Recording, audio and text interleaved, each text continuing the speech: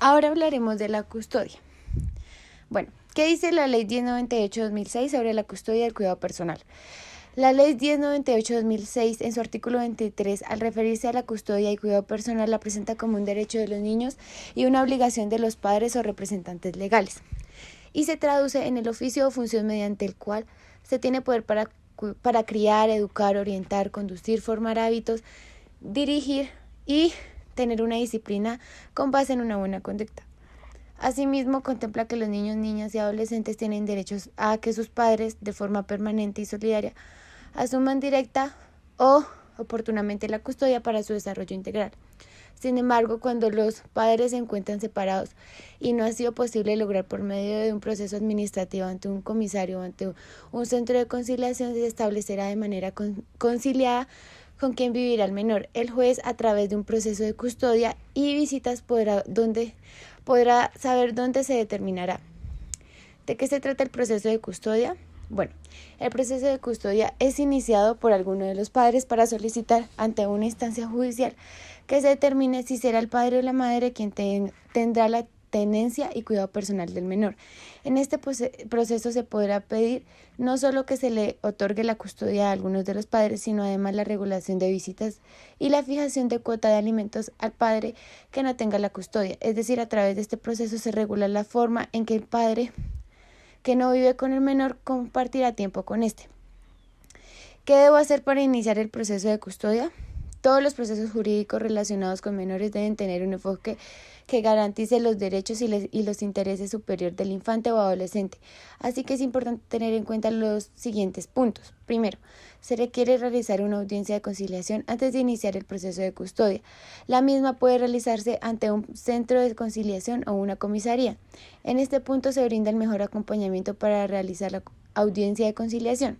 Segundo, se proyecta y presenta la demanda de custodia y visitas ante un juez de familia, con el lleno de los requisitos legales y soportando en el material probatorio ajustado a lo requerido para el éxito del proceso.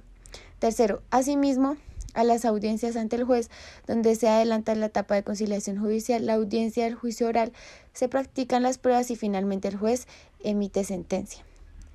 ¿Cuánto dura el proceso de custodia? El trámite del proceso de custodia es el verbal sumario, lo que significa que es un trámite de única instancia que se adelanta ante el juez de familia del domicilio en donde se encuentre el menor. Una vez admitido el proceso, este tiene una duración aproximada de 5 a 8 meses, pero finalmente la duración está sometida a la celeridad del juzgado al que se le designe el proceso. Sobre la patria potestad, en el artículo 288 del Código Civil, la patria potestad es el conjunto de derechos que la ley reconoce a los padres sobre sus hijos no emancipados, para facilitar a aquellos el cumplimiento de los deberes que su calidad les impone. Corresponde a los padres conjuntamente el ejercicio de la patria potestad sobre sus hijos legítimos.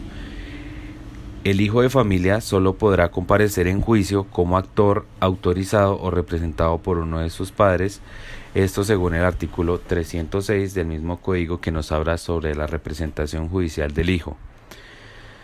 ¿De qué se trata el proceso de patria potestad? Se trata de un proceso donde se le buscan dilgar responsabilidad a los padres sobre sus hijos legítimos. ¿Sobre qué se debe hacer para iniciar el proceso de patria potestad? Este trámite se debe solicitar ante un juez de familia o del ICBF mediante la asesoría jurídica de un abogado de confianza si el padre o madre de un niño, niña o adolescente fueron suspendidos de su ejercicio de patria potestad. Podrá solicitar la rehabilitación de la misma cuando demuestre que se ha superado la situación que generó la suspensión. Esto lo puede hacer ante el centro zonal del ICBF correspondiente al lugar de residencia del niño, niña o adolescente por medio de un defensor de familia. Deberá presentar solicitud verbal o escrita ante el defensor de familia y con respecto a los documentos deberá adjuntar el registro civil de nacimiento del niño, niña o adolescente, demostrar cuáles fueron las causas por las cuales fue suspendida la patria potestad y que ya fueron superadas. Registro civil del solicitante para acreditar el parentesco, registro civil de defunción de los padres, si es el caso, nombre de 2 testigos indicando dirección y número de teléfono, pueden ser amigos o familiares. Una copia de sentencia de privación de la patria potestad, si también es el caso. Copia de la cédula de ciudadanía de quien solicita la guarda y sus datos de ubicación. Solicitud verbal o escrita indicando que se necesita la guarda. Solicitud de rehabilitación de la solicitud de nombramiento de. No obstante, en ningún caso la presentación de los anteriores documentos exigirá como requisito de atención inicial ni podrá ser condicionante para la prestación del servicio. Régimen de visitas. Tras una separación o divorcio con hijos menores, constituye un derecho, a su vez una obligación para el progenitor que no ha obtenido la guarda ni la custodia de sus hijos. ¿Qué ocurre cuando hay régimen de visitas? Cuando no se ha establecido una custodia compartida, el progenitor no custodio posee el derecho de pasar tiempo con sus hijos. Además, esta parte tendrá la obligación de pagar una pensión alimenticia. Este es el contexto que define el régimen de visitas. ¿Cuál es el objeto del régimen de visitas? El objeto principal de este régimen es no satisfacer a los progenitores, sino que los hijos no pierdan la relación con el progenitor no custodio y abrir así sus necesidades emocionales y educativas. Por lo tanto, el régimen de visitas constituye un derecho para los hijos. ¿Quién establece el régimen de visitas? Llegados a este punto existen dos posibilidades. La primera es el progenitor que decide el régimen de visitas de mutuo acuerdo.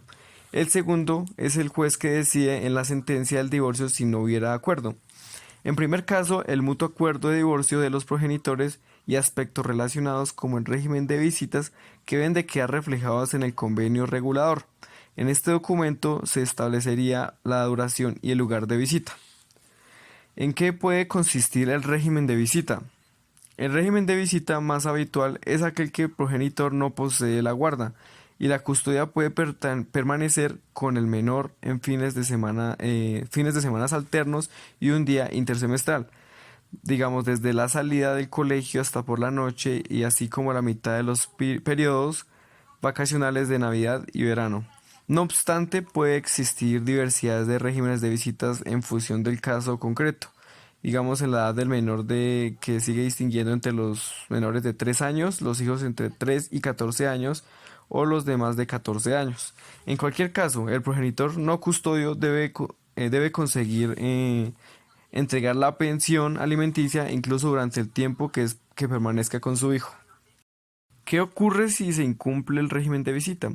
Si el progenitor que no posee la custodia incumple el régimen de visita, el progenitor custodio debe interponer una demanda de ejecución de sentencia o de un convenio para que sea el juzgado o reclame el incumplimiento. Si aún así no cumple, incurrirá en un delito.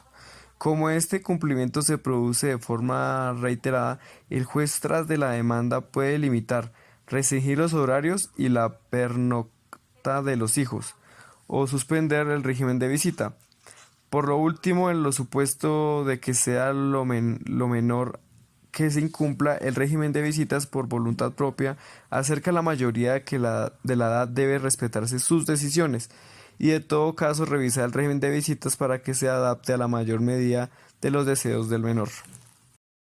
Bueno, cuando se trata de una separación, digamos, de pareja con hijos o hijas menores de edad o establecen, digamos, que estén estudiando, es necesario que establezcan un compromiso que ambos padres puedan asumir como la custodia o la cuota de alimentos, digamos, de la que estos frecuenten en las visitas.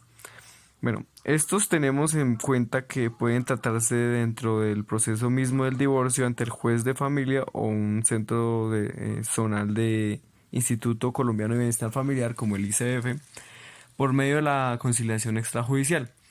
La cuota alimentaria es una obligación que no se puede eludir, incluso si los progenitores no están casados legalmente. Por eso la ley cuenta con mecanismos y procedimientos para garantizar que estos derechos sean cumplidos a los niños y niñas y adolescentes. Digamos, en estos nos enseña lo que sacamos de las dudas al respecto de ese tema, que sería, digamos, el primero: si gana el salario mínimo, ¿cuánto estoy obligado a darle a esta persona?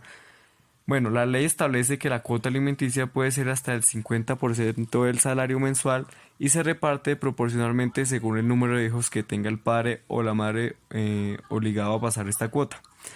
Bueno, pero recordemos que en la cuota alimentaria se debe incluir no solo un alimento, sino también los costos de vivienda, arriendo, servicios, educación, salud, vestuario, recreación, transporte y todo lo que el menor de edad necesite para su desarrollo integral. El segundo sería cómo se puede denunciar el incumplimiento de una cuota alimentaria. Si el hijo o la hija ya está reconocido legalmente, se debe de denunciar al incumplimiento de la cuota alimentaria ante la Fiscalía General de la Nación por el delito de inasistencia alimentaria, siempre y cuando existan fijaciones previas de la cuota de alimentos.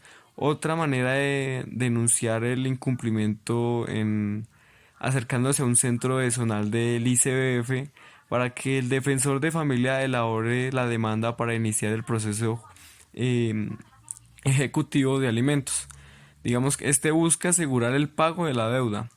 Tercero, ¿la cuota de alimentos debe ser la misma siempre o se puede pedir un aumento?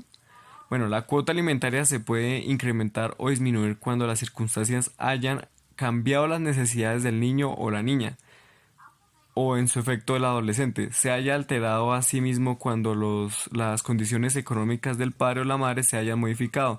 En cualquier caso, el valor de la cuota de alimentos siempre se podrá discutir y modificar. Cuarto, si me quedo sin trabajo y he renunciado a mis ingresos, ¿cómo puedo cumplir con una cuota alimentaria?